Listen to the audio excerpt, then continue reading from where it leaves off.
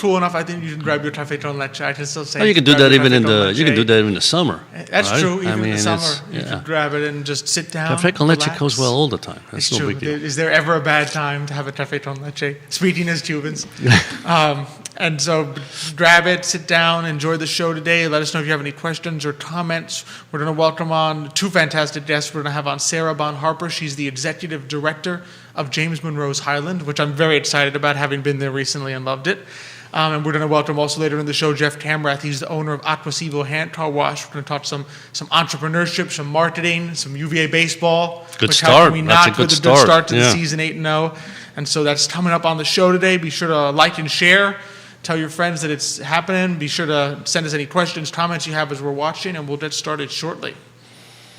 I'm looking forward to this. I kind of missed it last week. It was a busy Thursday last week. Mm-hmm. I even missed your show. That's true. You didn't even watch the. No, I didn't watch. I mean, that's what happens when you have to monitor the markets when there's such turmoil. So Xavier was in the office. I'm back, battening the hatches and steering the ship.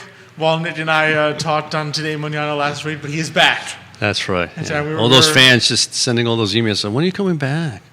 I mean, it was more like, does Xavier have to come back?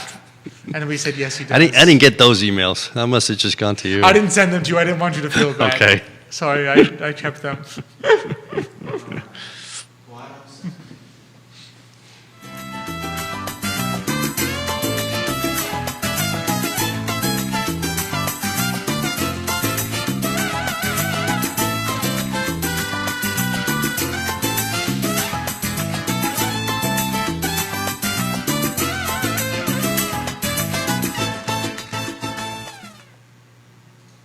Good morning, everyone, and welcome to Today Mañana. I'm Alex. This is Xavier. We're really excited to have you joining us this morning on what looks to be a very beautiful day. The sun is just coming out, and it's just that hint of spring warmth. Feels like spring. It does. It's beginning to feel like spring. I know it's still early March, and anything can happen, but it feels good. And you have that little chill in the morning, right? But then you can kind of sense it from the sun. That it's going to warm up as the day goes on. It gives you energy. You wake up. It warms up the bones, and I tell you, it does. At this age, warming up the bones is a blessing thing. It means a lot. Yes.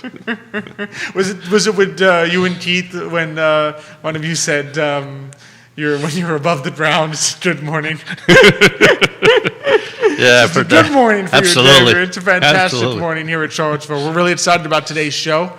We're going to have on Sarah Bon Harper. She's the executive director of James Monroe's Highland, as well as later in the show, Jeff Tamrat, the owner of Aquasivo Hand Car Wash. So got a lot in store today. As always, we're just thrilled to be here on the I Love Seville Network set. I'm very excited. We really appreciate our partners at Castle Hill Cidery, a beautiful spot to head out. I think I saw on Facebook that up at Castle Hill, they're starting to get the blooms. So some of the bulbs and the flowers are opening up. They're sensing that warmth. Keep our fingers crossed that there's no frost on the way, because, like I said, it's still early March. I know, you got to watch out with the frost, but it's then that time where you don't really want to go up there and enjoy that beautiful space they have. Of course, we're partnered with Sirius Tradic Insurance, our friend Miguel, the Gym Seville, which I think is having their own March Madness deal. Oh, really? Okay. So if you're ready to really, as Justin put it, mind, body, and spirit. There you are. You can head out to the Gym Seville. That's a great place to be. Of course, Vitae Spirits, new spring menu, I'm sure actually, he's still in the winter menu, but hopefully thinking of spring coming. Good place to go right after the gym. Good place to go right after the gym. There you go. Or before, if you really need to work up your courage. And of course, GBS Financial Services, our friend Johan Torres, and Aquasivo Hand Car Wash. Which we have here today. And of course, we are always partnering with Forward Adelante, the premier Latino networking group here in Charlottesville, Virginia.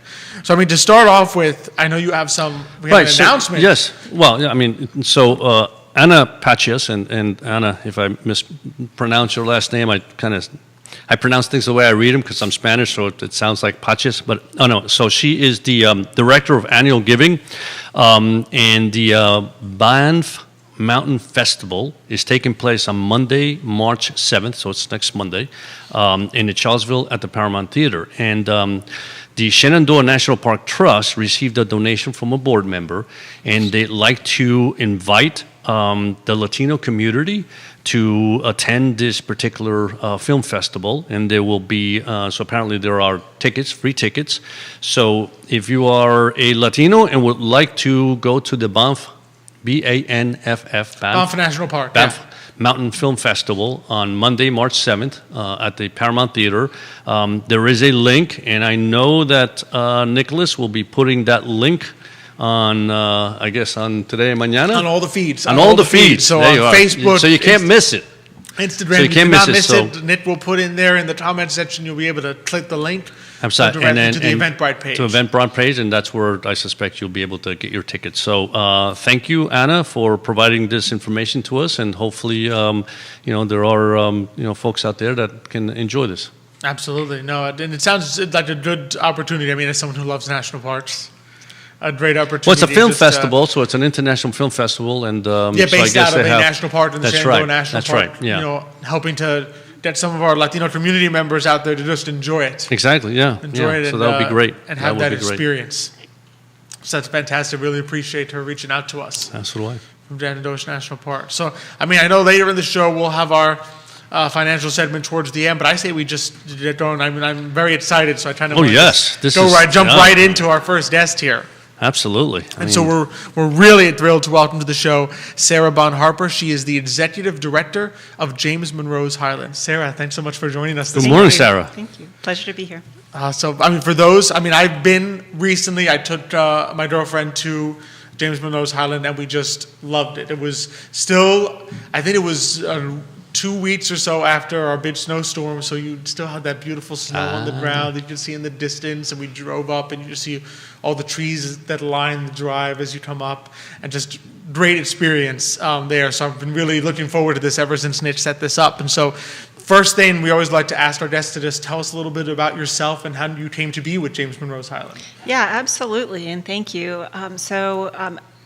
As far as my background, I'm an archaeologist, and so you can see where the discoveries came from that we eventually revealed.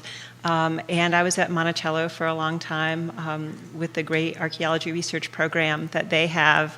And then when this position came open, I thought, wow, what a better way to combine things that I really like, that is the research, the discovering new knowledge, and then sharing that with the public. The idea that we can talk to professional audiences and we can also talk to public audiences about the same information and make it interesting and really show people the excitement that we as researchers have for new knowledge. Absolutely. Yes, I still remember. So I think it was a few years ago that we went during the Christmas season. Obviously, this is before 2019. Obviously, during the Christmas, where they give you the candles and you walk around the house, and they were already doing the archaeological study. And so we were back then just saying, I wonder what they're digging up. I mean, what is it? So it's interesting to find out a little bit more about what happened. How did it all turn out? Exactly. I mean, I'd love to hear about that story because obviously, people in this area. I remember the news in 2016 was like,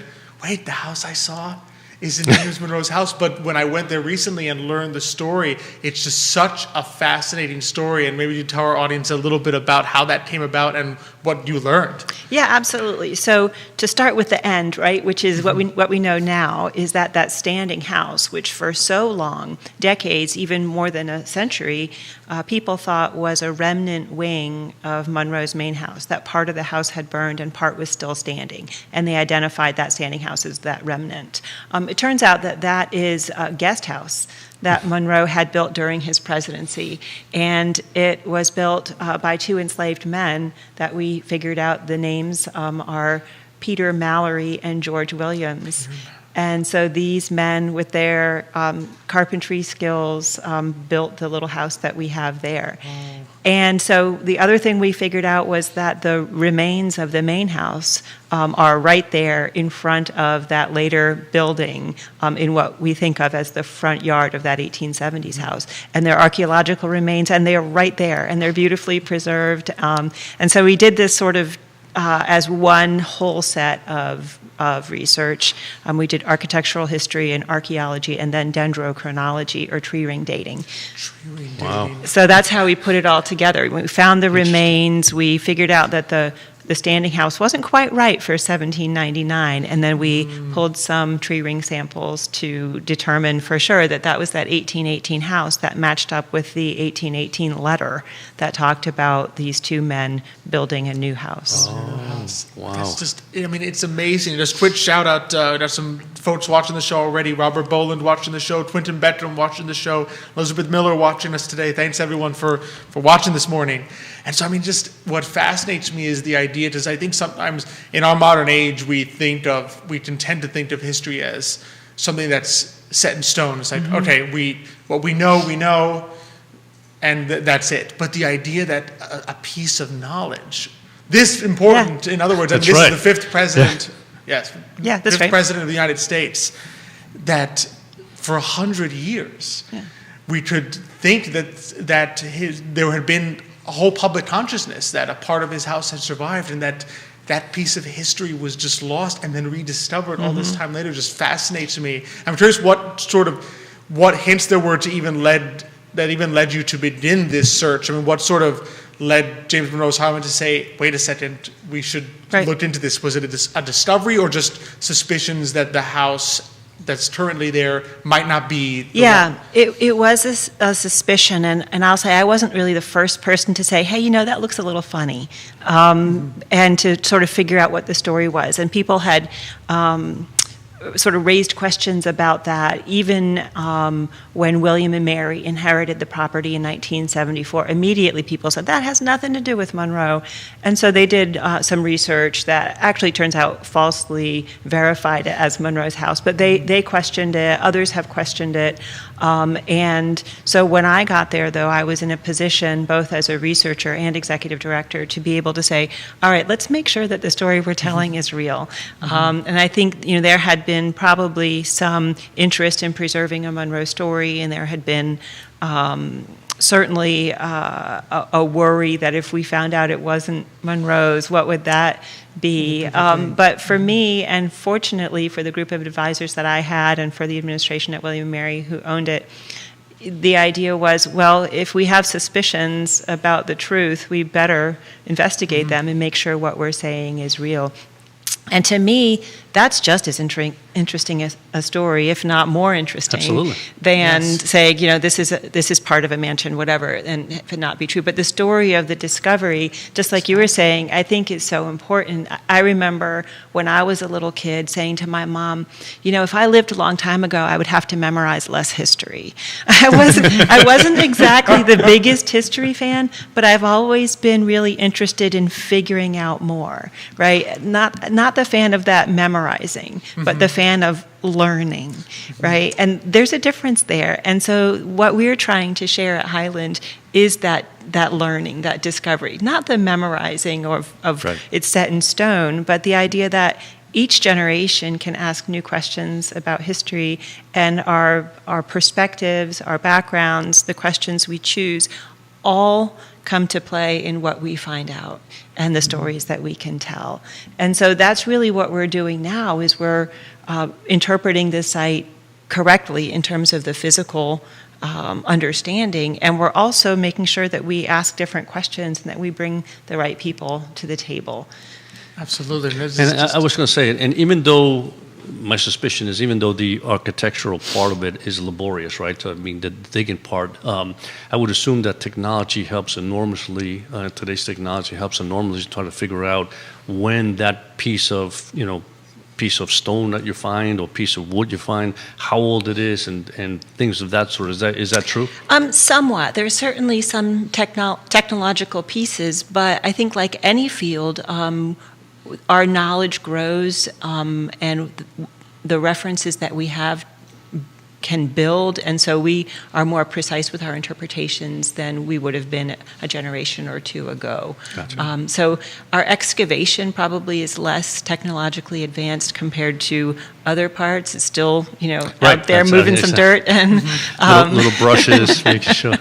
But that incremental learning, that if I do just a little more, we'll learn a little more, we'll find some answers. That's always been an appeal, and I think we have a long time left to excavate the remains of that main house, and I hope to be doing it for quite some time. There in the public, talking with people as we make discoveries and having people join in that process.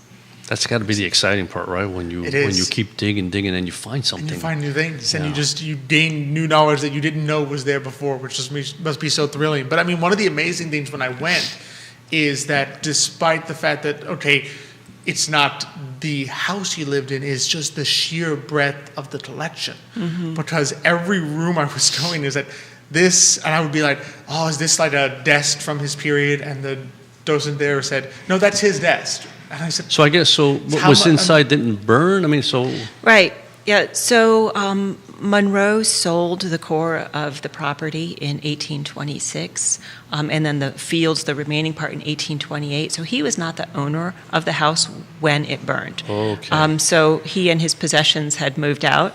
Many of the possessions were passed down in the family. Our friends at the James Monroe Museum in Fredericksburg have lent us some great items that are part of what you saw when you visited. And yes, a really large proportion of what we display now in the guest house are objects from Monroe's family, from his own collection. And that's great. Right now we display those, the two rooms that he had built by Peter and George, these unfree carpenters who did the work. We have those two rooms displayed as guest rooms, depicting parts of the guest experience and the occupation of the plantation, including the presence of enslaved people, even while the Monroes were not there, and how their role was central to the running of the property and really the essence of the property. And then the other rooms as gallery spaces and vignettes showing parts of Monroe's life and his career, and actually the people and events of Highland that really illustrate parts of American history in a way that only a specific place and specific people can do. Just no, it's amazing, and but I think also what fascinated me is because of the fact that Monroe, I think he took 2 trips to Europe. There are so many connections also to like world history. Sometimes we think of him, okay, he's an American president, he deals with American history, but he had, like, as people, just obviously as immigrants ourselves, we come from sort of Italy and Cuba and Spain. We can make those connections as well, Tim, because I'd sit there and say, wait, this statue is from Venezuela that was given here, or this was from his trip, the docent was telling, this was from his trip to France, and Napoleon sent him this bust because Napoleon sent a bust to everyone who went to his coronation. Kind of like his calling card. Yeah. I was like, that's the best party favor ever. Imagine you did a giant marble bust of the guy because he went. It's in my carry-on, you know. Just take this home with you. It's a bust of me. Congratulations.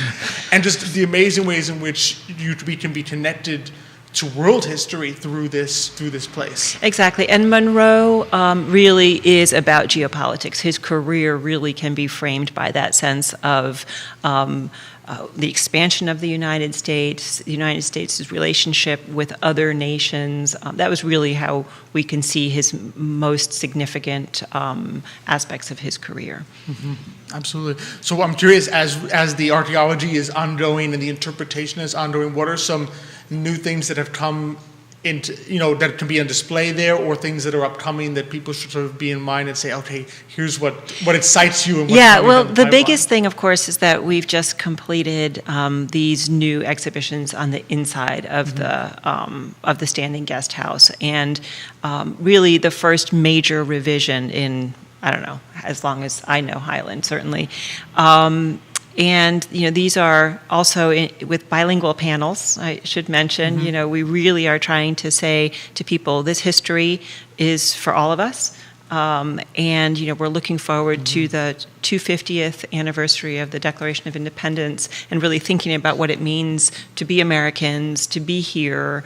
And we're hoping that what we are doing now and what we're planning in the next few years really brings that to bear, saying, all right, what happened here is part of what made us who we are today as a people. Exactly. And so we're trying to enter that conversation with what we're doing now. And we're planning the next phase of exhibitions and programming, which will include all the other site spaces all around. So those rooms underneath, those are coming. The reconstructed quarters, for example, those will be reinterpreted to share new stories, to bring people further into our process of discovery. So in a way, this was a great blessing, right? Because it really Those blessings in disguise. right, because it makes you want to go back because so many things are changing, right? Mm-hmm. And so many new discoveries are occurring that you say, I have to go back, as opposed to you go someplace like I've seen it done, right? And here's someplace where it's now history is being really discovered as time goes by. Right, certainly. When I took the job, I said to the group that hired me, I said, I hope that when people visit, they will always be hearing a guide say, oh, the experts just told us, or we just discovered that, and that the narratives would be changing. I had no idea they would be changing that much. I mean, that was not on the table, but that's where it took us, and that's what it is. So yes, very much. Last summer we were able to have a public archaeology season where we were out there. A group of William and Mary students and a couple others came and worked with me in the field and were able to talk to people about the process of discovery and how we're doing. And so we will do that again in future seasons. We don't have a season planned for this summer, but we will raise funding again to do that once more. That's terrific. That is fantastic. I know, there's so many, and I think one of the things I learned is there are so many things to experience on the grounds beyond even just the house and the new exhibits. Because I had no idea there were until I went there, that the gentleman in the visitor center was saying, yes, there's trails. You can see he was telling us about the trees that line the driveway. He was telling us about the massive oak tree that's, I think he said predates even Monroe's time. Yeah. There. So there's just so much. What are some other things that on the grounds itself and the vast area that people can experience there? Yeah, I think even just a visit to the outdoors is inspiring at Highland. It is a beautiful property. It's still very rural. It's still a farm. And so it does have that beautiful, iconic alley of ash trees that we're treating every other year against the ash borer, and we're babying them and really taking care of them. The old oak tree, which is really a notable tree in Virginia, and the hemlock that stands next to it. Yes. I think those two are the really old trees on the property. And then, of course, you mentioned our trails, 7 miles or so of rustic trails. Really just a gorgeous opportunity. Of being downtown sometimes. We hope everything's okay. An opportunity to really explore, to be out there with nature. We've just completed one phase of a conservation project, which was a stream bank repair project with cattle management. This is all grant funded with partners, where invasive species were removed of sort of the greenbrier, the privet, the bittersweet, and then native species planted with shrubs and trees that are native to this area. And so that will have long-term ecological impact, and you can see some of that when you're on the trails too. Wow. It's amazing. Yeah. And what also fascinates me is how much goes into the upkeep of a beautiful and historic space like this. I mean, you think, your first inclination is you think about how you have to take care of the house, the human structures, the structures built by man. But then you sit there and say, no, there's a lot that goes into the rest of the grounds. Yeah, I was out yesterday with one of our really, really amazing volunteers who has done so much to contribute to not just the upkeep of the trails, but to their betterment. He has rerouted, he's added, he's just done incredible work. And I said, it really feels good to be thinking that we're leaving this place better than we found it, with the native species installation and these trails that just invite people to explore and really see a part of the countryside that should be inspiring. Oh, It's got to be gorgeous, yeah. It is. Now, can you walk through there without literally going into the house, or? Yes, definitely. The trails are free and Okay. they're open during our operating hours. And the property itself, the historic area is a ticketed area. You can buy your tickets online in advance, or you can show up and buy a ticket. There's also a family grounds access pass, really intended for people with small children to come out and, say hi to the sheep and the donkeys and the chickens and whatnot, and just play in the area that is so inviting. That's wonderful. That's For fabulous. the record, you don't have to be a kid to. I went and said hello to the sheep and the donkeys. Yeah. And I said, the moment he said the gentleman in the visitor center said there were animals, I said I need to go see. I need to go see these animals and say hello to them, which I also love. Just it gives you a little bit of the sense that even in Monroe's time, of course, it's not that he just lived in a house. Right. And nothing else happened around him. It was a working was farm. farm. There was a Right. whole Exactly. life. And I think you can talk about this for just a brief moment here. Because there's those three also places on the property that tell a little bit of the story of just the enslaved people that worked. There were so many human stories involved Right. here beyond even just the man who owned the house. Yeah, I think that's a really important point, and this is one of the benefits of not focusing on a main house or a mansion, is that all of these stories are the story of Highland. And yes, there's a reconstructed quarter, new exhibits coming within the next couple of years, but the stories of Highland really are of all the people, and Monroe, owned and maintained the property as an agricultural plantation. It was his economic enterprise. It wasn't a family seat or anything. He was there most consistently of all the properties he owned. This was his most consistent home for decades. So it really did belong to him, meant something to him. But it wasn't sort of a country retreat or anything. It was a working plantation in a place that was meant to sustain him financially. And so we don't forget that, and in our interpretation, talk about the presence of slavery throughout all of the events of Highland. We talk about the economic enterprise, the farming, the industry that occurred there. And our work on this is advised by a council of descendants whose ancestors were at Highland either enslaved or after slavery. And their perspectives now help us to make sure that we're telling a full and authentic story. And this is Highland, the full Highland, and this would not have happened if we hadn't started with that real emphasis on truth and being committed to finding out the real history of the buildings, and that is what let everything else spring into action. It's amazing. Great story. It's history Great story. in action and happening. Exactly, yeah. Right before your eyes. I love it. Sarah, this has been such a pleasure. Before I let you go, where can people reach out to Highland, either online, get tickets? Where can people find you? Yeah, it's been a pleasure for me too. Thank you. And we make it easy for you to find us at highland.org. Highlands.org. That's easy. It's the easy. Even I can remember one of that. the easiest ones we've ever had. It doesn't even need to put that into the feed. Highlands. But he will, I'm sure. He will. But highlands.org. Thank you so much for joining us. Thank you, today, Sarah. This has been amazing. Such a pleasure. Yeah, absolutely. Such a pleasure. Yeah, I've enjoyed it.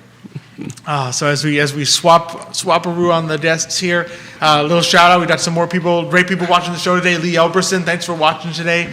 Ginger Tamrat, Lily DeRay, thanks so much for watching today. Done a lot.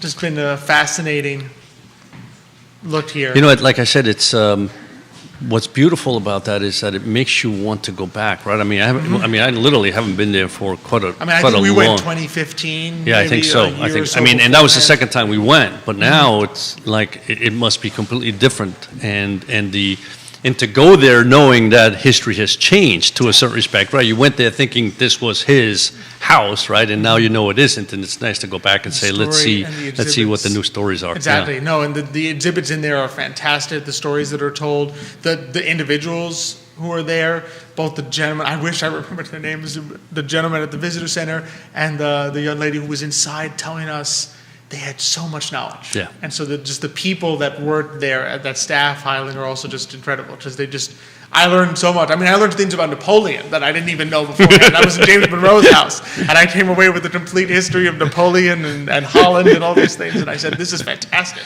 And So apparently it's- Napoleon has a long history, huh? There's a lot of stories There's about a lot that Napoleon. goes Okay. involved with him, but it was just, it's a lovely place. So I definitely would encourage people to go check it out. Absolutely. And now, from one fantastic guest to another, we're really excited to welcome back a good friend of the program, Jeff Tamrat. He's the owner of Atrasivo Hand Car Wash. Jeff, thanks so much for joining us today. Thanks for having me, guys. How you doing, Again. Jeff? Yeah, good. So, I mean, first, did I hear congratulations, or in order, just the funny thing, I was remembering last time, I think it was the last time we had you on, you had like an app, like your anniversary. That And was this the first time. That was the first time we had you on. And this time you have an upcoming anniversary, but for the business. So I'm just curious, That's right. what, as you approach such like a marker, like your 4-year anniversary of Atrasivo Hand Wash, what sort of goes through your mind? I'm curious. Oh man, there's a lot of thoughts. Well, thank you for We just having want me. the good first of thoughts, all. Alfred. Yeah, thanks for having me. Yeah, it's going to be 4 years on April 14th. We opened on a Saturday. You know, it takes me back to every year I think about that date is how'd that first day go? You know, there's so much planning that goes into getting the business to the point of opening. Sometimes you almost forget about that you have to then run the business after opening, right? Yep. So Right. I remember I think we had done like some training the day before and washed a couple of cars, some family cars and some friends and family. And really it was just like, let's see what happens. We opened the gates. My brother was in town. I remember that. And, you know, there wasn't a whole big fanfare because part of it is kind of figuring out the last few bits. We didn't know which day we would pick to open, and we tried to choose a Saturday, but there wasn't a whole lot of social media, and we didn't have a lot of followers anyway. We had to earn all of our new customers, started from 0 customers. And I remember Chris, who's now one of our managers, at the time was just a 19-year-old college student who was, you know, picking up some extra work, working full-time and going to school full-time. And we just made him do laps around the block in his car just to turn into the parking lot to like seem like we were busy, you know. And then he'd pull in and be like, "Any cars coming?" We're like, "Nope, go again." And so he would just go back around the block. We're like, "Go slower, slow down, coming down the street and create like a traffic jam." And so, you know, it was. And I don't even remember how many cars we washed that day. Maybe it was 20, and it seemed like 1,000. I don't know. It was a crazy time. And then just fast forward to, you know, 4 years later, and you know, things are different. Obviously, there's been so many changes in the world. I think everybody, you know, speaks to COVID the most, but it's wild, you know. And now we're actually. It looks like right around the same time, and I don't know if it'll be the same date or not, but we'll open our second car wash in Zion Crossroads, which will be an express, which is a tunnel. It's just weird how those things work out. Yeah, it's true. And, you know, my wife, who's actually watching, she always likes to try to do spring break trips, and I'm always telling her, like, it's tough at that time of the year. You know, it's right before the pollen hits, so we're usually busy. That's right. It's spring break. People are trying to get out of town. It's always just tough to kind of schedule and staff, so it's always kind of a trick. But it's an amazing thing to think about that it's been 4 years. It feels like it's been longer than that in some regards, and so it's been great. You know, and the people of Charlottesville, the community has supported us unbelievably well. You know, through COVID, just from the start. We're having some of our, you know, our February was our best. Would have beat most of our months last year in general as a winter month. Wow. It's a winter month. So that was great, you know, and hopefully we can continue that going forward and keep growing the business.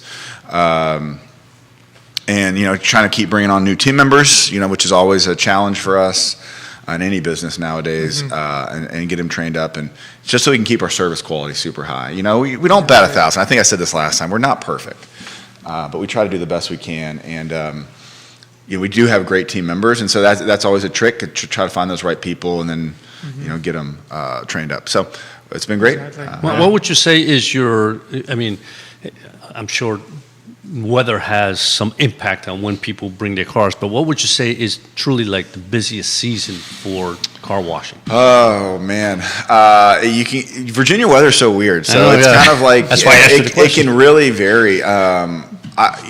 we can get some of our busiest days have been in the winter months when you get a really nice day, and it's kind of a rare, pre-spring, spring day in February when it's been snowing for a while, and then all of a sudden you get a 65-degree day on like a Friday or Saturday. It can be crazy.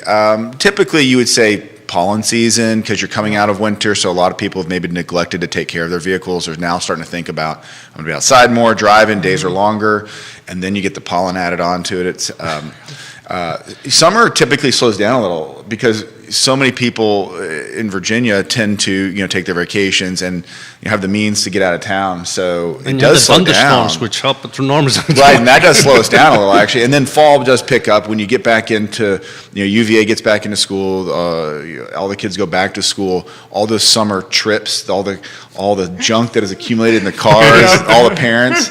Usually, a lot of the moms are like, "Get this stuff out of my car. I'm ready to have a clean car again." So it's usually spring and fall typically.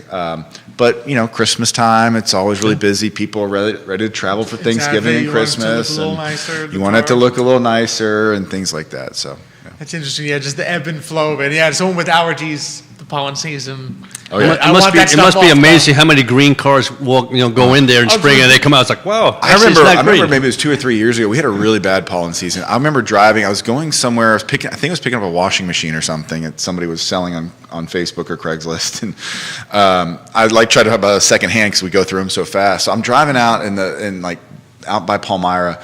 And I remember just driving down the road, and you could just see like the wind carrying the pollen across the road, and you're just like, "Oh my goodness, this is crazy!" And then you check the video cameras at the shop, and you see there's like 40 cars in line. You're like, "Yeah, okay, people are trying to get this stuff off their cars." This is great. Exactly. I love this pollen. And then you get every now and then you get somebody like, "Well, my car's not clean because there's pollen on it." I'm like, well, yes, we just washed it, but we can't help nature. Exactly. The pollen just falls right back on your car. So it's still falling. Yeah. No, exactly. It's funny that it coincides with the new car It's weird, wash right? It's kind of eerie that way, I guess. Yeah, it's a sign of, the growth is happening. But I'm curious, one of the things because I know, having been to CIC workshops and just talking to a lot of small business owners, one of the hardest things I think that they approach is the question of growth, like expansion.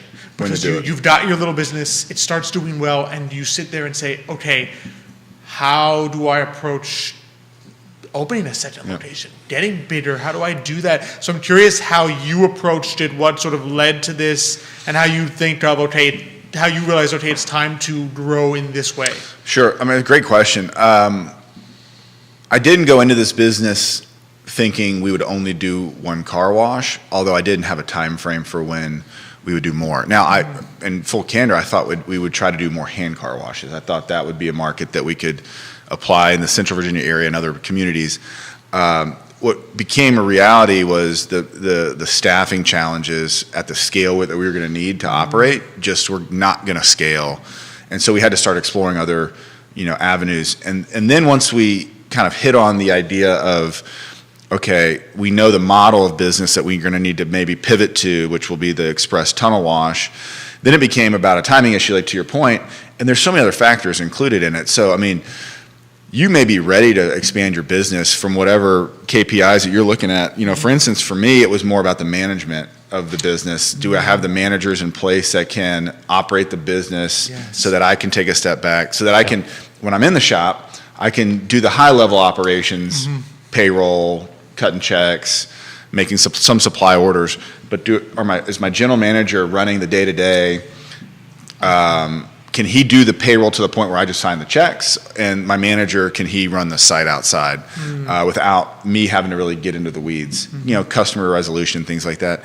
So once you get to that point, then you still have to find the property, find the land, negotiate a lease or a sale of a property, find investors. It's not just an overnight thing. Just because you're ready to go doesn't mean you can just go. So it's really walking a fine line, which is we probably weren't ready to open. If we could have said, boom, car wash opens this day, management-wise, to do it, but kind of knowing it's going to take probably 2 years so it's like, okay, do I think in 2 years we'll be ready? And then what are the processes I can do? What are the main factors we have to address in those 2 years so that when opening day happens, you're ready to run it full time. Every business owner, I'm sure, goes through that, right? And so each industry is different. For our car wash in particular, I spent the first 2.5 years washing cars every day for a couple of reasons. I think I said this before. I had to know what was going on, know what I'm asking of my guys, know what the value is in the work, what's possible, so I'm not killing these guys. But then at a certain point, I had to start saying, yes, I could go help out, but what's that going to cost me and a business in the long run? And so sometimes it's really difficult to sit in my office when there's 30 cars in line and I'm watching the cameras and I'm like, I really want to go out there, but I have all this other work to do to prepare, and I've got to prioritize that. And I think you said it last time, the methods about the 4 boxes. Yes. I can't remember what that was called. I forget what the name of it is called, but to be in that important but not urgent box. Correct. And that's where business growth happens, right? And it's tricky. It's hard. And some days I just have to leave, and I'll just go work remotely. I'll either go home or I'll find a coffee shop or something where I can just not have the phone ringing, and just so I can sit down there and solve those tasks. And that's really challenging to do. And that's a skill that you have to develop over time. It's a muscle you have to exercise. Yeah. And I think we've hit the right threshold there, and hopefully, and then the real tricky part is going to be on the 3rd one or the 4th one. It's like, now you got 2 businesses that has to be in place for. So. What does at some point, like you're delegating, like you as the business owner, you manage, but you delegate tasks. But then as you go up to that higher level and you've got 2 or 3, you're delegating the management. So now you have managers of managers. And it's empowering your managers and for them to trust themselves that you trust them. I mean, there's so much that you can tell them to their face and work with them, but until they really capture the idea that he trusts me, whatever decisions I make, he's going to back or she's going to back. And that gives them the autonomy to then have much more decisive interactions, either with our customers or our staff. So, and our managers are great, but they're still learning too. It's new, it's different. Especially the youngest one, Chris. He's 22 years old. He's still. I speak to this all the time. He's almost one of my proudest guys in that, he never washed cars and was in school full time and still in school full time, works 4 days a week for us. And then obviously having Jared Stanley, who's our general manager, we couldn't do it without him, clearly. But Jared was an older guy, has a family, and he understood those responsibilities that we were asking him. But Chris had to go from, high school to college student to running a car wash. Wow. It's pretty cool. So that's impressive. We have a good team, and the trick is now how can they interact too with a growing business as well. So. But now, I would imagine when you decided to open, or eventually you can open it in designs, you must have done that homework beforehand, because you got to open some in a particular spot where there's traffic, right? Sure. You're not going to open somewhere where nobody even knows you exist, right? So, did that come first? How did that come about? So, in the car wash business, there are a couple of main manufacturers: Sonny's, McNeil. I think one's called Picos. In those huge manufacturing companies, they actually staff, data scientists and things like that create what they call these pro formas and these models that would tell you what a site should do from a revenue standpoint. Okay. And a lot of those are they put in demographic of the surrounding community, competition, but also physicality, locality. Where does your site sit? Is it at a light, near a light? Is it hard to get in and out of? How many vacuum bays does it have? How long is the tunnel? And then one of them is traffic count. And that's the biggest driver for most of them, because ultimately, they have figured out in their modeling that on most roads, and speed, speed of traffic, how fast they're going is an issue. What population centers are you in? Residential? Are you in commercial? Are you in throughput? But traffic count goes back to one of the main indicators. The trick on traffic count, and the reason it gives traffic count is it's an objective number. The state will run, VDOT will run traffic count numbers for every section of road in the state that the state maintains every year. They do. So you remember that, those little strips of yes, roll over? Yeah, those are traffic count. Yeah. They're counting. So you can go access this data. It's public data online. And so I can then go look at one street and a cross street and see how much traffic is going by that intersection every day. And objectively, you can kind of get a sense of what the business will do. And because there's so much private equity money coming into the car wash world, a lot of these guys are sitting in New York or San Francisco or Chicago or wherever that are looking at these data points will just say, we only want the highest, traffic count areas because they're just trying to make smart bets with their money remotely, which is fine. As a small business owner that doesn't have access to as much capital, you have to be smarter about it. And you're not going to be able to compete bidding for some of those properties. So then we have to go start looking for some of the gaps. And one of the gaps we found was in Zion Crossroads, where the traffic count on paper doesn't show as high. But if you go drive through Zion's, you'll know. You've been out there. Every 2 cars that goes into through that intersection goes into the Walmart, the Lowe's, the Sheetz, the New Checkers, the Arby's, and all the shopping centers right there, or right across the street where there's a new 7-Eleven, there's a Starbucks there. So that one section just captures at a much higher rate. So what we had to go through and do is say, okay, here is a traffic count, but we think the capture rate is going to be this much higher. Right. And we did that through actually anecdotal evidence. I went out and sat in parking lots with clickers and started counting cars. Wow. So I could start seeing in an hour stretch and extrapolate that over a whole day.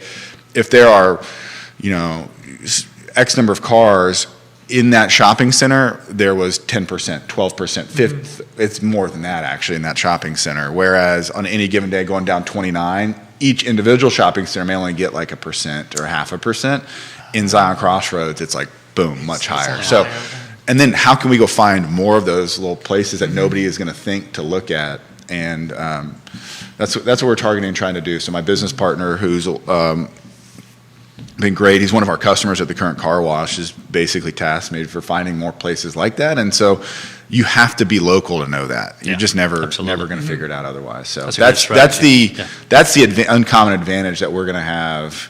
But that advantage only extends so far into the locality of Central Virginia. Otherwise, I can't go down to Raleigh, North Carolina, and do that today. I don't have that experience. Exactly.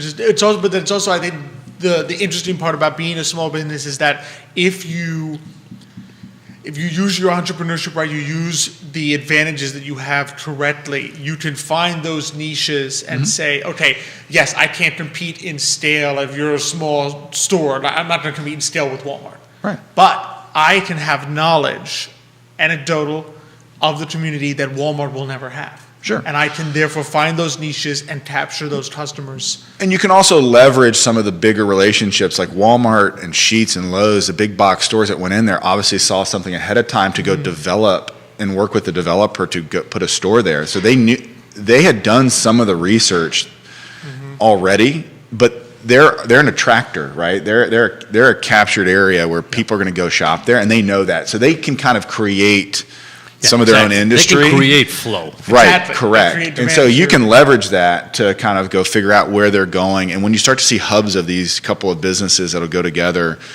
that's kind of an indicator. But Walmart's been there for 15 years. So was that location ready for a car wash 15 years ago? No. Right? Because the capture rate wasn't there into that shopping center, but it's gotten bigger and higher. And then Spring Creek developing right there and all the communities coming to it. There's going to be 25 new rooftops coming just behind Lowe's at some point with a new development. So just looking at all the community development plans that you get to see. Yeah, just thinking ahead and being flexible in that way. And what I was going to say is when you mentioned about the small entrepreneur, and that's the one advantage over the private equity guys, right? Because they're like, you're right, they're sitting out there saying, I'm just going to put my money, but I'm just looking at numbers, right? Where basically Jeff's saying, yeah, these numbers are important. However, when you can take a look at an area, say, yeah, the numbers don't look good, but the rate where people are actually driving into this particular area is better than the numbers indicate. And then you have to make smart decisions. A lot of private equity places, they'll spend $4 or $5, $6 million on a car wash because their numbers support it. Where, okay, we're taking a little bit more risk, knowing that the traffic count may not be the exact same. But so you pare down what you're going to develop. You don't need to build the Taj Mahal of car washes. It just needs to do the best car wash around. That's what it really matters. So that's what we're focused on. Quality. Yep. Exactly. We got some more viewers today. We got Elizabeth LaMarche watching, Kari Ritter watching, Matthias Yon. Actually, Matthias Yon asks a question. He says, are you considering opening on Sundays, which happens to be his car wash day?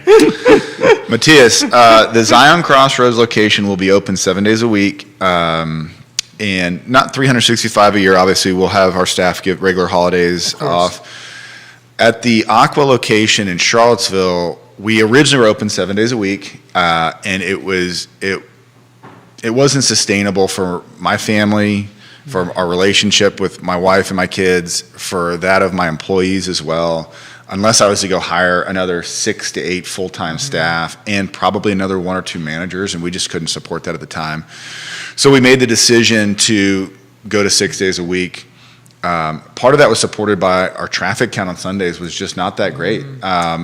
There's still a huge church community in Charlottesville, which is great. We love going to church as well. And so that meant that most of our business was focused afternoon and about like a 4-hour window. And then really does it start to make sense to be open. And so we made that choice, and our quality of life for our entire staff has gotten better. Yeah. And important. There's not really a price you can put on it. And I probably would have lost both, if not both of my managers, at least one of them. I think just long term, because work-life balance just wasn't going to be there. And I do think we're burning our guys out, and so the quality of product and service they can put out is going to suffer as well. So if you can be on 6 days a week with better service, and all the Sunday customers have been trained now over a couple of years to come on the other days, I just feel like it's a better product long term. Now with the new tunnel, obviously, the machine just shows up to work every day. You just turn on the switch. So we'll keep that open 7 days a week, and part of it is we're going to have to, just for a competition standpoint. But yeah, my brother's car wash in Houston 7 days a week, and they don't have a problem with it, and their staff is fine. But it's just. But I love that answer, because it does. There's like one of the beauties of entrepreneurship is that you can make those important work-life decisions and say, you know what, this is better for us work-life balance-wise. It's better for my family. It's better for all this, which then makes the business better. Absolutely. Yeah. I mean, it's the best decision that we ever made. It was a hard decision to make because we didn't know what it was going to cost us, and I'm so glad we did it. Even during COVID, actually, we closed on Mondays too. We were open only 5 days a week. We did Tuesday through Saturday, and we really debated doing that model and picking a different day to be closed. I don't think it makes sense for us long term, because obviously as we're growing, we need to have the 6 days of business. But it kind of puts you into the mindset of like, what are other decisions that are kind of scary to make that we maybe should be thinking more about? Exactly. You don't want to make too many of them, because you want to have slow and incremental change that kind of accumulates over time. But those decisions exist. I would say the second decision behind that is we went to appointments only on Mondays and Tuesdays. And that really supports our membership base, because they feel like we're not going to take just a lot of walk-ins. Mm-hmm. So one thing we've been batting around is, do we expand that option into more days? Do we add a Monday through Wednesdays appointments, Monday through Thursdays? We don't know yet. We haven't really gotten too serious about it, but we've had those conversations. Like, what are those types of decisions to make? And can we train our community to use that system like that? Because I know of other car washers who've done that and really struggled. So interesting. So many things to think about. Every business has their decisions that they have to make and think about, and ramifications. Katie Ritter was listening. Mm-hmm. I think her. Kari Ritter. Oh, Kari Ritter. Okay. Well, we know a family called the Ritters who are one of the Chick-fil-A proprietors, and that kind of brought me back to it. If Chick-fil-A can figure out a way to do it, I figure a hand car wash could probably figure out a way to be close.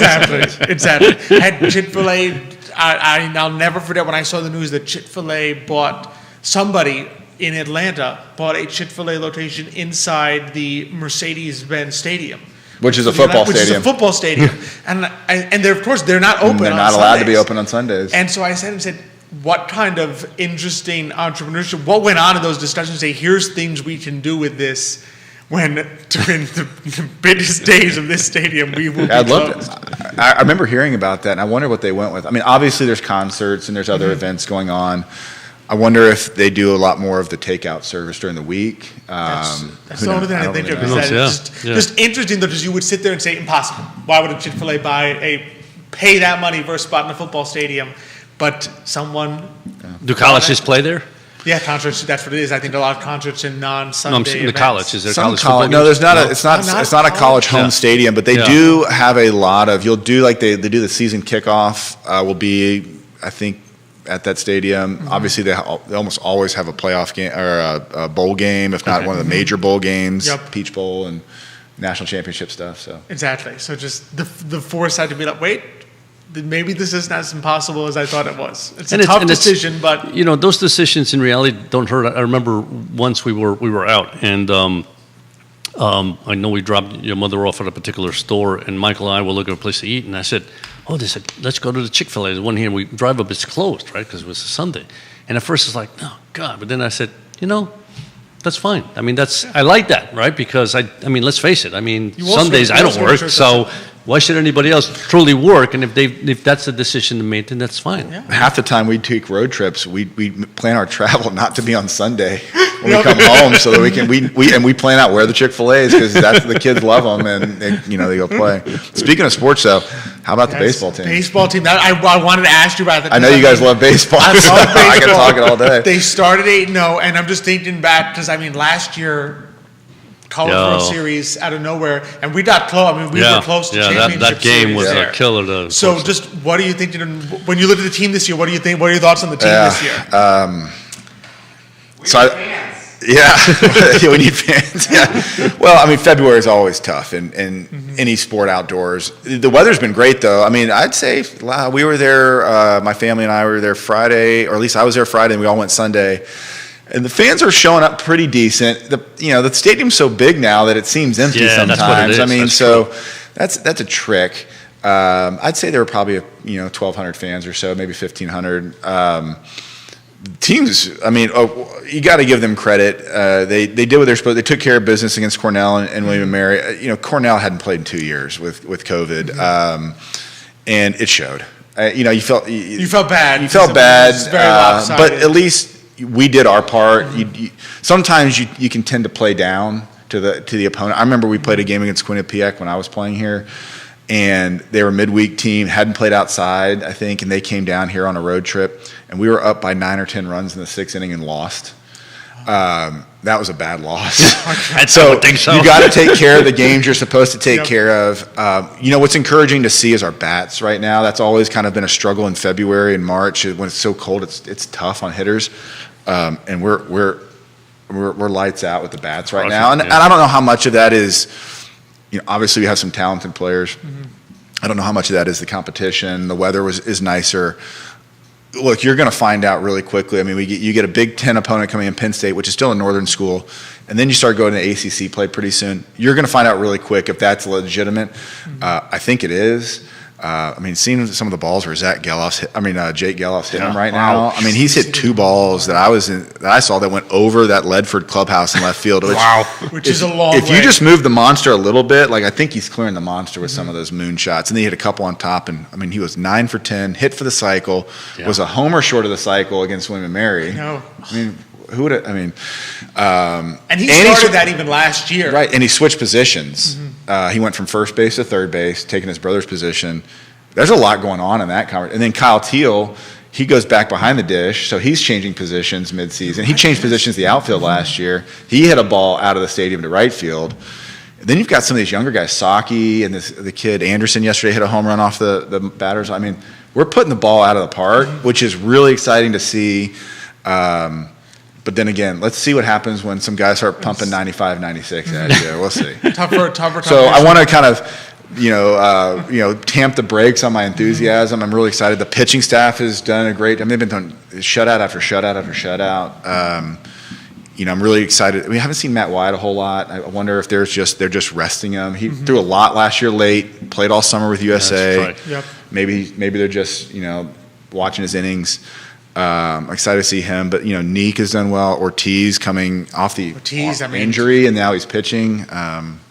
It's exciting to see. And some of these young guys, need to get some of these innings, to get some of the jitters out.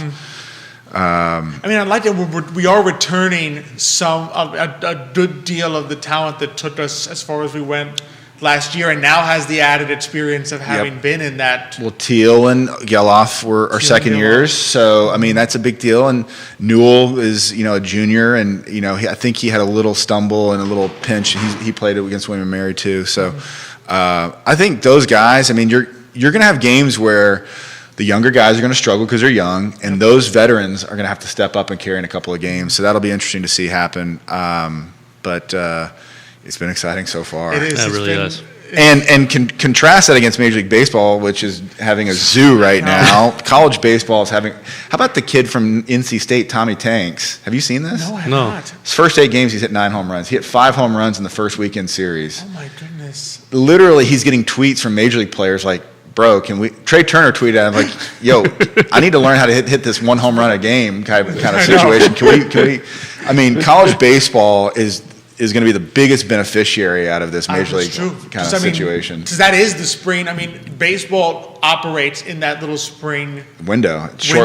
That It's a very short window. That Yeah. window basically between the end of the NFL season and the NFL draft is that window. And if that window can be taken by college baseball, I think it can go a long way. Yeah, it'd be exciting for the sport and sad for Major League Baseball. Yeah, sad for MLB, but it's... You guys being Yankee fans, I know. Ask my brother Michael about the Yankees right now, and he's not too pleased because he's sitting there saying we tend to look at them, and you see what's kind of sad is that one of the reasons I love college sports so much is you see MLB, and it's hard to look beyond Yankee ownership and say how much do they really want to win. Yeah. Like, versus how much do you want to get a lot of revenue, Right. and if you don't win the World Series, no big deal. We got some playoff games, we made some money, Right. We're good. And contrasted with that, the beauty of college sports is that those kids have a 4-year window to win a college championship. Even less. And they put it all on. Well, and now you start to see it too with college baseball, the NIL situation going on. I think college baseball has a unique opportunity to basically be better than the minor leagues because the minors. You obviously don't get paid very much in the minors. Obviously, you're affiliated with a team, a chance to obviously progress. Some of these players come out of high school may start choosing to stay in college a little longer because they can earn more money with an NIL deal or multiple deals. Let's say you're a kid at UT, Texas, and you're their best player, their best pitcher.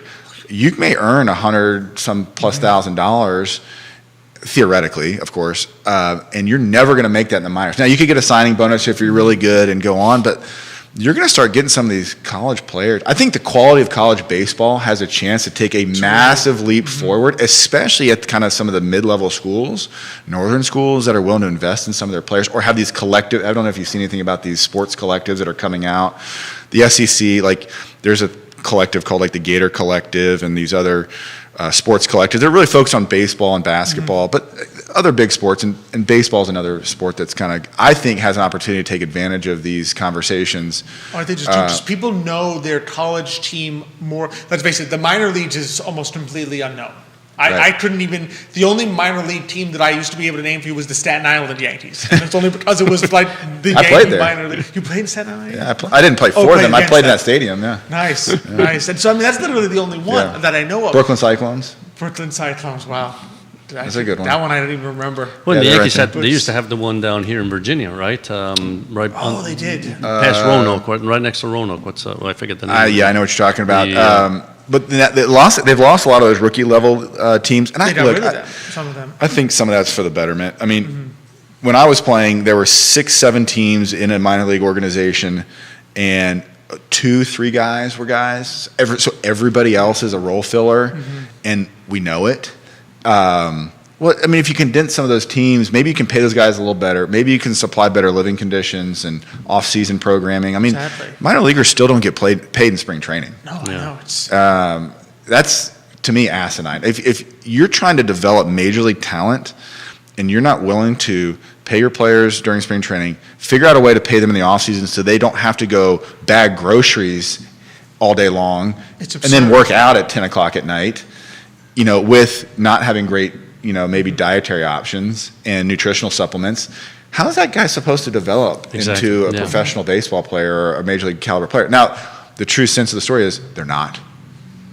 That's where the bonus money goes for the guys who are guys. Yeah. So and it's like an open secret. So I'd like to see Major League Baseball. And honestly, some of the mid-market teams, I'm surprised haven't done more of this because I feel like there'd be a competitive advantage like the Oakland A's started doing it where they were paying for their minor leaguers in season to live and have the housing arrangements.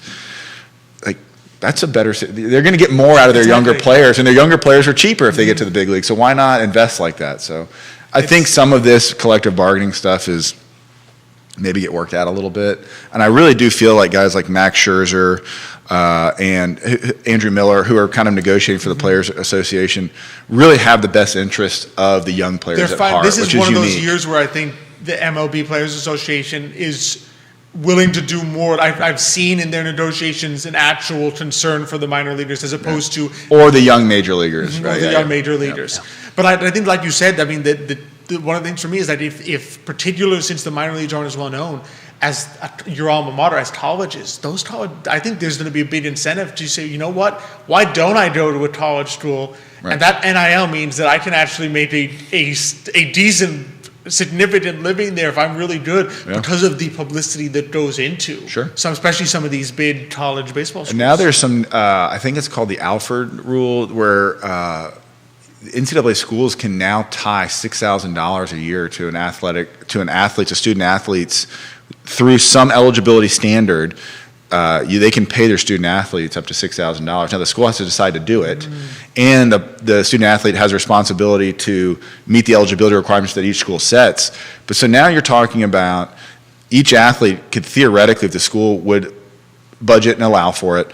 The SEC schools are all doing this, by the way. They may only be doing it in football and basketball, but a lot of them are doing it for all sports, and so they're paying athletes $6,000 for certain eligibility requirements.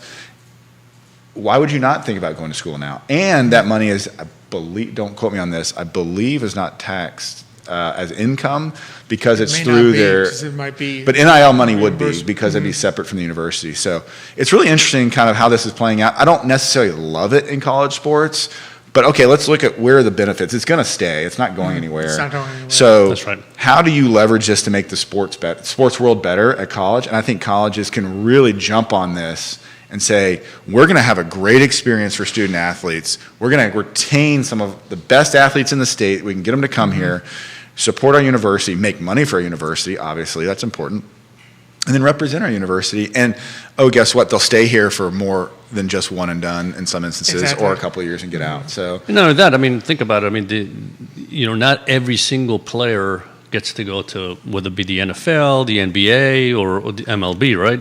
To have a little bit of education is not a bad thing either. Well, and I look at it like this. What schools are going to start putting in these sports marketing programs for undergraduate degrees? Because you can then now tie it to, let's train you. You're an athlete. You understand this NIL stuff. You understand how the marketing system agencies work. You're working with them independently of the school to earn revenues and income. Why not create these sports market? And obviously there are certain schools that do this already, but you may see more schools trying to jump into this and be like, hey, this is an opportunity for you to leverage your sports experience for a career long term if that's something of interest, which I promise you to most athletes it is. Sure. They just don't exist at all the schools. I would have done that at UVA. That doesn't exist. So I did, government, which is another story. There's so many athletes that would love to jump on opportunities like that. Exactly. Yeah, to introduce the athletes to the world of entrepreneurship that surrounds sports. Exactly. So there's so much that surrounds sports beyond playing the game itself. 100%. That you can then have a career in. Yeah. Absolutely.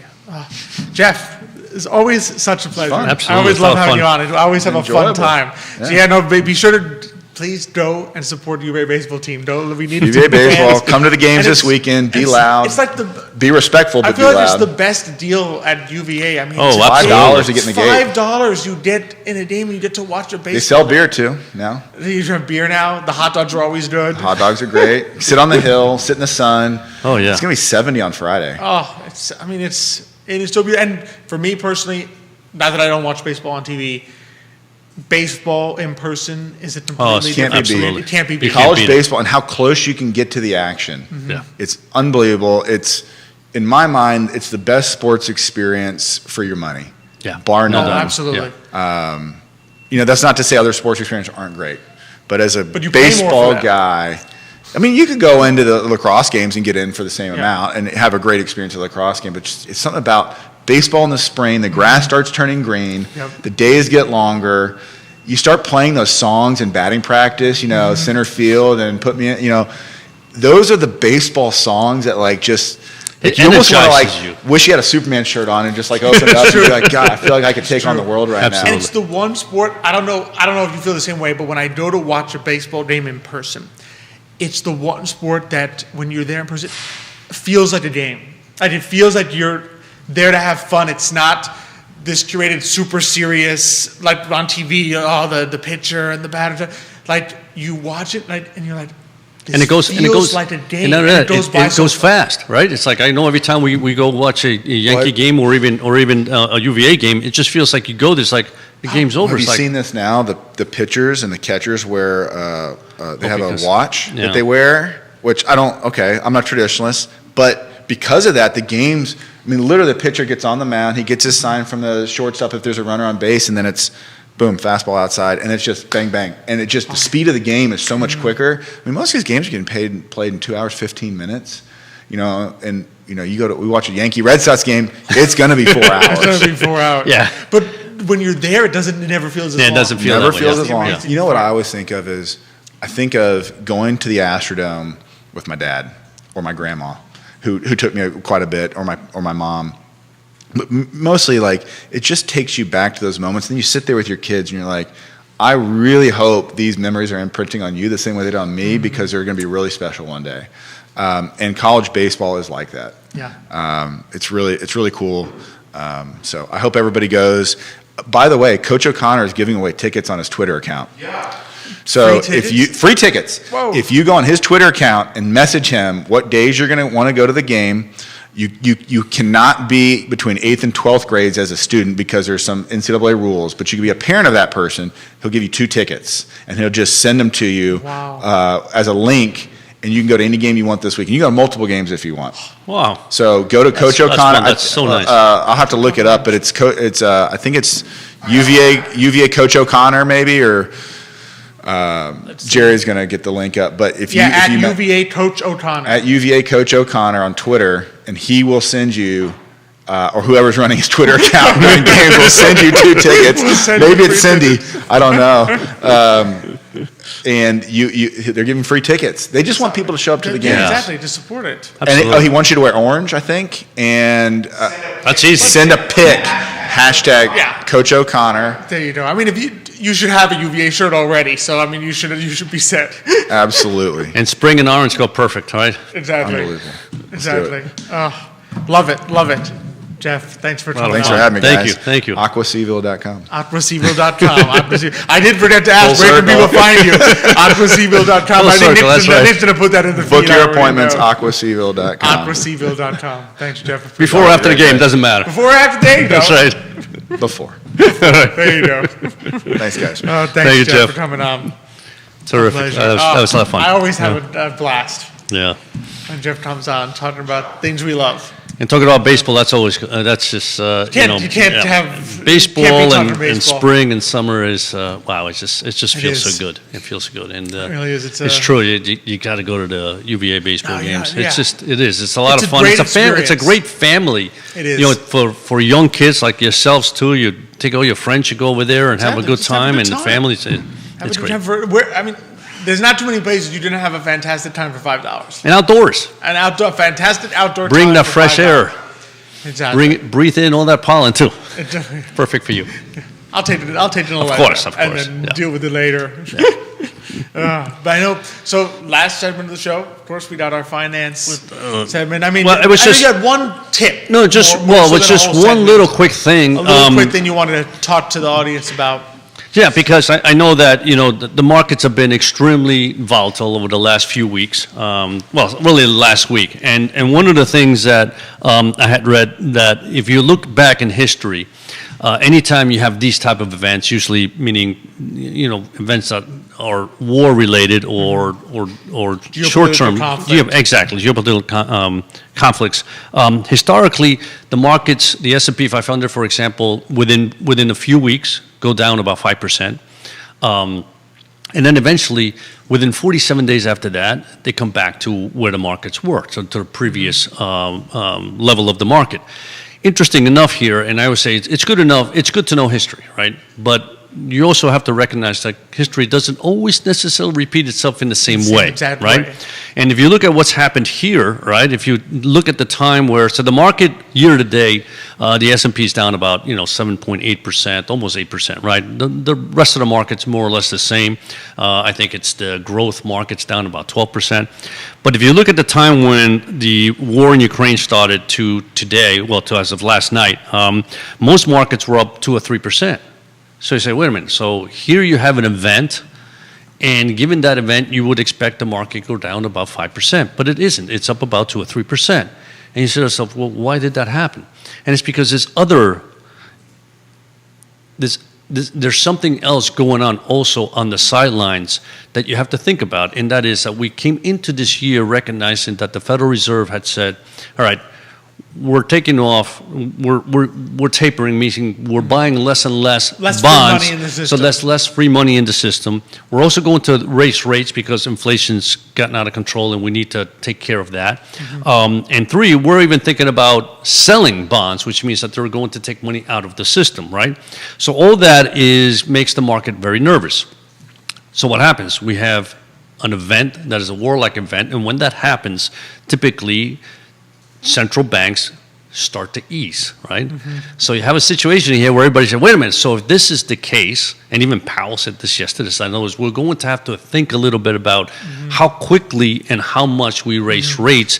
And he almost literally said, we're just going to do a 25 basis point increase the first time, when most people are saying they might do a 50 because inflation's so bad. Exactly. So now it's like shaving 25. It's basically shaving 25 Exactly. basis points off the expectation. So the market said, okay, so the Fed's not going to tighten as hard and as quickly as we thought. Therefore, we're still going to have that free money in the system, and the market rallies. So again, history is important. The absurd bad news is good news. Yeah, exactly. But my point being is that it's much more important to know where you're going, what your goals are, and creating that portfolio than trying to market. And even if you say, well, historically, this is what happened, therefore, oh boy, not a guarantee. Here's a war, let me sell, and then I'll buy back, in a few weeks. No, there's no guarantees, right? So market timing is gambling, right? And if you want to gamble, I always say, take your $10, go buy a lotto, and boy, you're going to make a lot more money if you're right,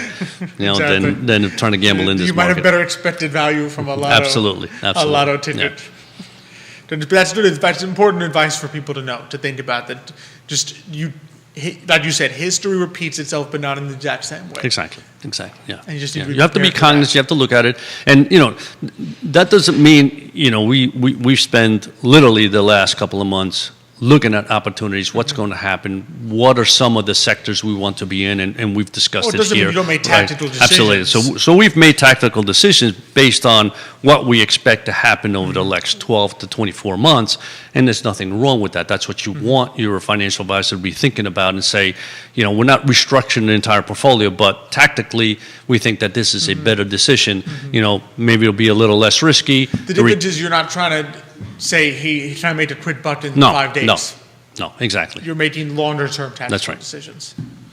No, great advice. That was my 2 cents worth. Your 2 cents for today. That's worth a little more than Absolutely. 2 cents. So just a little bit more than 2 It's cents. a number. It's a saying, right? 2 cents worth. I know. didn't make that up. I know. That's what I'm saying.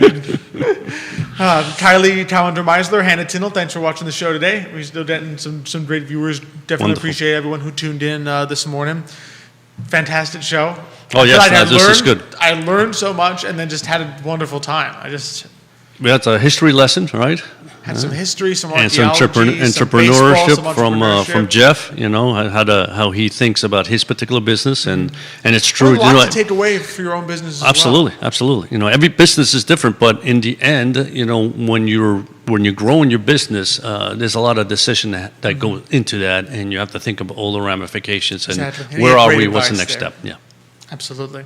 And next week's going to be fun as well. We're going to have Nikki from Millhouse Spa at the Inn at Willow Ooh, Grove. okay. As well as Courtney Tatashian, the executive director of the Albemarle Convention and Visitors Bureau. Okay. So a little spa, inn, tourism, Yes. little retail hospitality. Tom and I, Bring I in Love tourism, Seaville, which is isn't I mean, I think Jerry's talked about it on I Love Seaville Yes. flagship show that, you know what, where people are going out more, people are ready to be done with staying home, and Oh, absolutely. I mean, they're ready to go and actually get back to enjoying life. And I think it's this time is to one of live the ways- again. It's time to live Time again. to live again, yes. Time to live again. So we're happy to. And we're welcoming all the tourists that want to come to Charlesville. Exactly.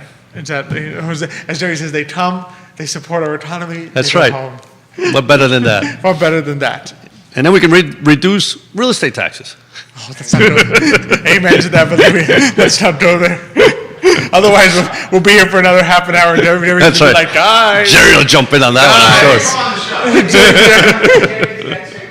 It's true to be one continuous show, 3 hours worth. But I always appreciate being here with you. Oh, I love being here with you also. Thank you. Always appreciate Judah behind the camera, making us look good, moving all the different parts. I always appreciate our partners, the Gym Seaville, Vitae Spirits, Opera Seaville Hand Car Wash, operaseaville.com. As Jeff rightly pointed out, be sure to make your appointments there as we get into the spring pollen season. Yes. Serious Credit Insurance, our friends at Castle Hill Cider, and at UBS Financial Services. Johan told us he's very busy right now. Oh, absolutely, As tax yeah, season is yeah. here, but he is the man to talk to. That's the man you have to go to. That's That is right. the You got man you any gotta tax speak to. issues, go see Johan. Go see our friend Maybe he Johan. won't answer the phone right now because I'm sure he's very busy, but I'm sure he'll get back to you. But if you're not talking to him now, you should have been. That's right. There you go. And just always appreciate, of course, we're presented by Emergent Financial Services. So we're always with Forward Adelante, Latino networking group here in Charlottesville, Virginia. We always appreciate you, our audience, for just tuning in for your questions. Thanks for asking us. Thanks, Matthias, for asking a question, and Jeff here did some more knowledge there on Yes. just how operation works. Appreciate you all tuning in, and we'll be sure to see you next week. But until that time, hasta mañana.